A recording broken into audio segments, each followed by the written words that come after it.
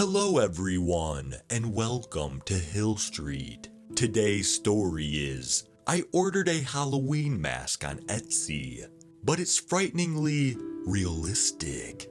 By Xylenus. If you end up enjoying this story, please leave a like. And if you enjoy hearing stories from me, please subscribe and become a resident of Hill Street. And let me know how I'm doing in the comments. Now, let's get to this nightmare. I was sitting at my desk, staring at my computer and surfing the internet.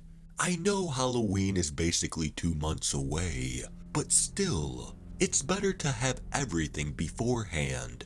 I'm big on eBay and Etsy, you know, supporting small businesses. So after spending like 20 minutes on eBay and finding nothing I liked, it was on to Etsy. The first thing I typed into the search bar was scary masks, and then waited for results. I scrolled down a bit, then came across a profile with a picture I recognized from an artist I liked. I clicked on the picture and watched as my screen switched itself to their profile. Assuming by the name Brandon Goner, they were probably a guy. I looked at his About Me, and it said he made masks and props. I clicked away and looked over his profile more. He followed no one, and he also had no followers. His favorite shops were public, and the only thing he had favorited was a knife shop. He also had 2 collections of his own products. One was labeled masks, and the other props. I clicked on the masks and scrolled through. All of the masks were what seemed to be human and animal faces, all made with surprising detail. Unlike the human ones, the animal ones seemed to be made to give off the appearance of being stretched. Honestly, it kinda creeped me out how realistic they were, as if he had actually stretched the face of a real animal. I singled out one of the masks, a mask that appeared to be a face of a man, with rugged cream skin, and a scar dragging itself along its cheek. Freckles were littered across its face, and it had a light stubble. Again, the attention to detail was incredible, and it would be great for a costume I had in mind. I quickly got my credit card from my drawer and bought the mask. When I had officially confirmed the order, I wasn't expecting to get a message from Brandon. Brandon Goner, thanks for the purchase. You're my first buyer. Me. Oh, no problem. I just need a mask for Halloween, and yours look pretty cool. Brandon Goner. I'm going to throw in a few extra treats for you, a couple props maybe, and an animal mask since you were so kind. Me. You really don't have to. You should sell those. Brandon Goner.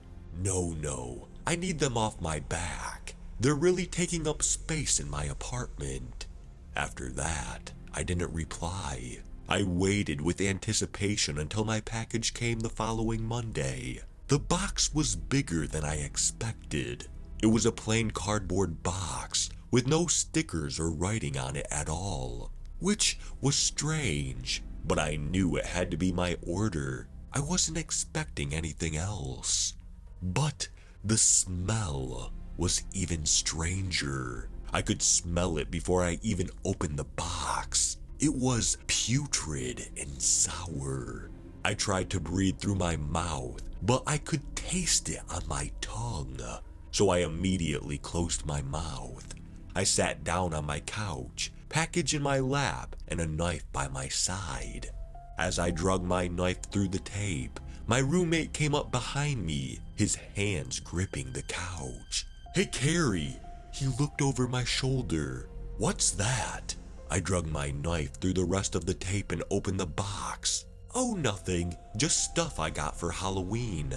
The mask I had originally ordered was on top of everything else. Nothing was wrapped, just lazily thrown on top of each other. I spotted a cat mask underneath my human one. making itself quite noticeable with its orange fur. I picked up the human mask and examined it. There were threads in the cheeks connecting themselves behind the face, which was probably so I could put it on and wear it, just like a normal mask.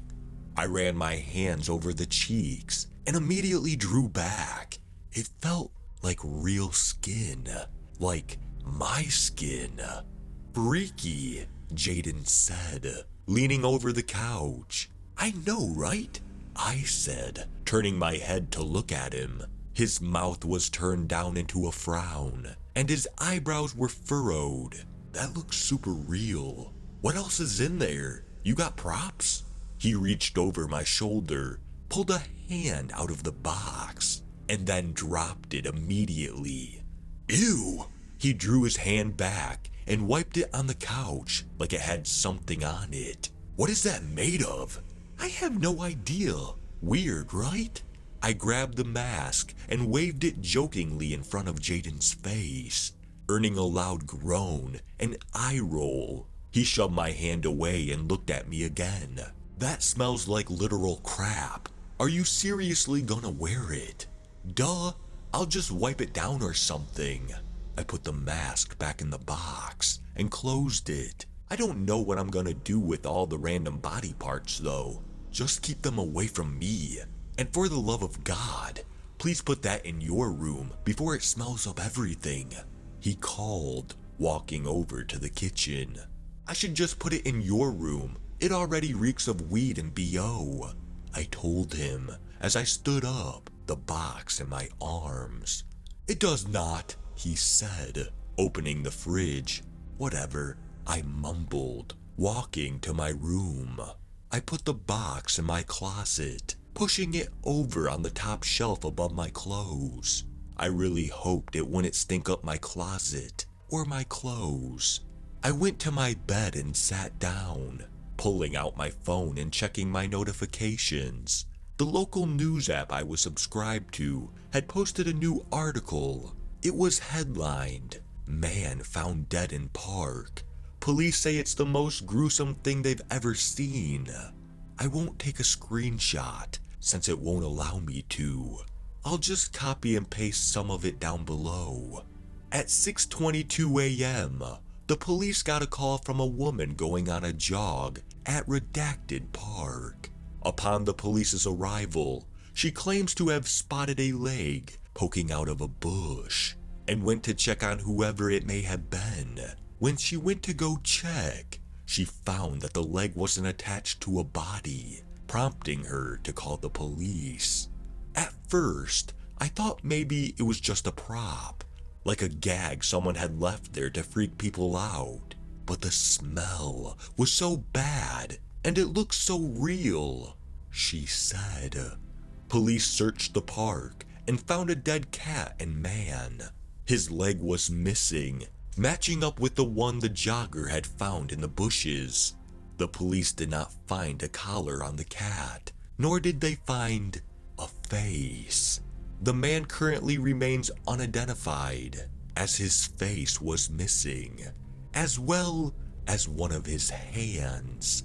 The investigation will continue, and the woman will be brought into questioning, as well as other possible suspects. They did write more, but I didn't find it necessary to post all of that.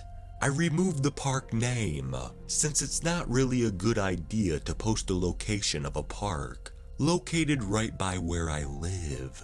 I know, I'm probably overreacting, like I don't even know what that man looked like, or the cat, but it was so near my house, and they looked so real. The coincidence is insane, and the smell is so bad, like it's actually rotting.